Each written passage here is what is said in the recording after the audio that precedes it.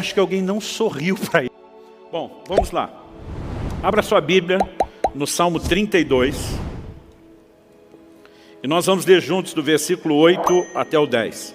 Enquanto você localiza o texto, eu queria fazer uma breve recapitulação de semana passada. Falamos basicamente sobre quão essencial é para a vida cristã a interação, a cooperação com o Espírito Santo. Mostramos que o agir do Espírito Santo não é uma obra unilateral da parte de Deus. Depende da interação do homem. E tentamos discorrer sobre a importância que isso tem, não apenas o papel e a obra do Espírito Santo, não apenas levando o homem à conversão, trabalhando o arrependimento, já que é ele que convence do pecado, da justiça e do juízo, não apenas operando a obra do novo nascimento, Tito 3,5 fala do lavar da regeneração do Espírito Santo, não apenas com o fato de que ele vem habitar em nós a partir do novo nascimento, mas o porquê o Espírito Santo veio habitar em nós. Ele deseja conduzir a nossa vida e nós precisamos aprender essa dinâmica de interação e de correspondência com Ele.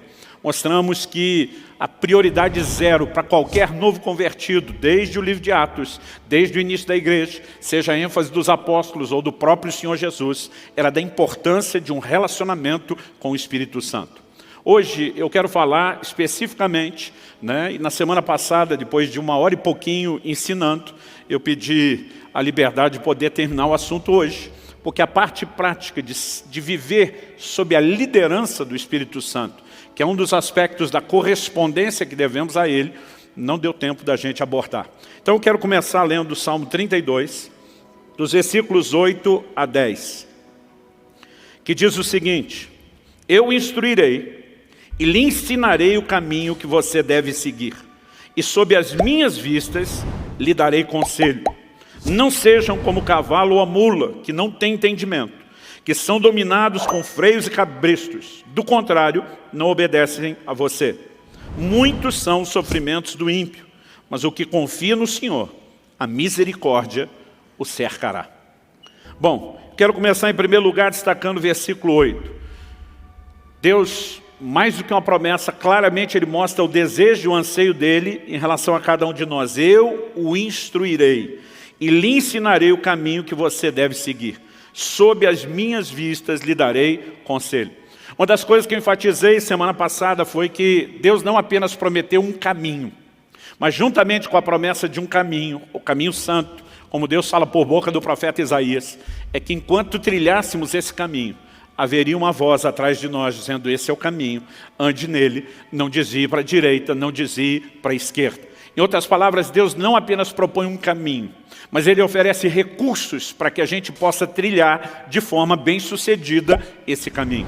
E nós precisamos entender que essa disposição de Deus de instruir, de ensinar, de dar conselho, é tanto uma promessa que externa a vontade dEle, como também uma provisão que já nos foi disponibilizada, principalmente na pessoa e na obra do Espírito Santo. Depois de falar do que Deus quer fazer, no versículo seguinte, o 9, no 8, Deus está falando do que Ele quer fazer. Eu vou instruir, eu vou ensinar, eu vou dar conselho. No 9, Deus fala a respeito da nossa interação com Ele. Ele diz: não sejam como o cavalo ou a mula, que não têm entendimento, que são dominados com freios e cabrestos. Do contrário, não obedecem a você. Talvez você nunca tinha percebido, mas Deus na sua palavra está dizendo: não seja burro. No sentido literal, de depender de um cabresto. Alguns de nós queremos viver mais ou menos assim: olha Deus, o negócio é o seguinte, eu estou saindo, se não é a sua vontade, o Senhor é que me pare. Deus está dizendo: não se comporte dessa forma. E diz: isso é o comportamento de um animal que não tem entendimento.